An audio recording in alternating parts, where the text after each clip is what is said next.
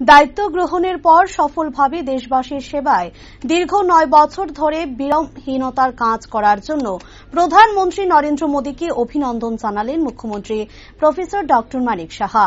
প্রধানমন্ত্রী হিসেবে সফলভাবে 9 বছর পূর্ণ করায় মঙ্গলবার নয়া দিল্লি শহরে গিয়ে প্রধানমন্ত্রীর সঙ্গে সাক্ষাৎ করে তাঁকে অভিনন্দন জানান মুখ্যমন্ত্রী। এই সাক্ষাতের মূল উদ্দেশ্য ছিল ত্রিপুরার উন্নয়ন সংক্রান্ত বিভিন্ন বিষয়ে আলোচনা এবং রাজ্যের জনসাধারণের সুবিধার জন্য ত্রিপুরা সরকারের গৃহীত বিভিন্ন উদ্যোগ ও পরিকল্পনা সম্পর্কে প্রধানমন্ত্রীকে বিস্তারিতভাবে অবহিত করা।